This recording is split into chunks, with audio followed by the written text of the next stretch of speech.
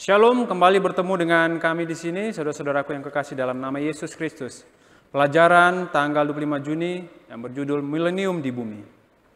Di dalam Wahyu 19 diakhiri dengan penggambaran dramatis tentang kedatangan Yesus kembali dan kebinasaan orang jahat. Namun kisahnya belum berakhir.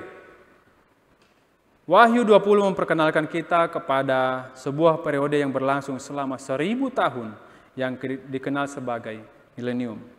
Kalau kita baca saudara-saudaraku dalam Wahyu 20 ayat 1-3, bagaimana nasib iblis ketika Yesus datang kembali.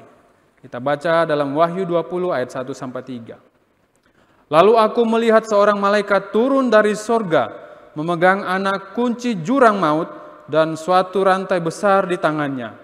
Ia menangkap naga, si ular tua itu, yaitu iblis dan Satan. Dan ia mengikatnya 1000 tahun lamanya, lalu melemparkannya ke dalam jurang maut, dan menutup jurang maut itu, dan memeteraikannya di atasnya, supaya ia jangan lagi menyesatkan bangsa-bangsa sebelum berakhir masa 1000 tahun itu. Kemudian daripada itu ia akan dilepaskan untuk sedikit waktu lamanya. Saudara-saudaraku yang kekasih dalam nama Yesus Kristus, di dalam gambaran Wahyu 20 ayat 1 dan 3 ini adalah simbolis, yaitu iblis tidak secara harafiah diikat dengan rantai dan kunci di dalam lubang. Selama 1000 tahun ia dikurung di bumi yang sunyi dan tidak berpenghuni ini, terikat oleh keadaan yang ia ciptakan sendiri. Iblis akan dikurung di bumi dengan rantai yang keadaan tanpa ada yang digoda. Selama 1000 tahun itu, dia akan melihat penghancuran, pembinasaan, dan bencana yang telah ia ciptakan oleh pemberontakannya. Dalam kata Yunani yang diterjemahkan jurang maut adalah kata yang sama dari mana kita mendapatkan kata dalam bahasa Inggris atau dalam abyss.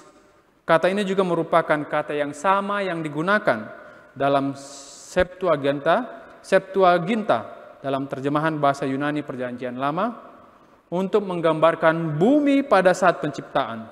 Bumi belum berbentuk dan kosong, dan kegelapan ada di muka bumi yang dalam.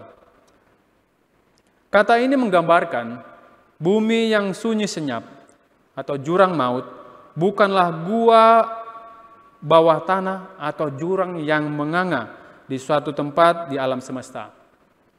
Pekerjaan dosa dan kebinasaan iblis bersama dengan kekacauan yang luar biasa sebelum kedatangan kedua telah membawa bumi kembali ke masa yang gelap dan tidak teratur seperti kondisi pada awal penciptaan.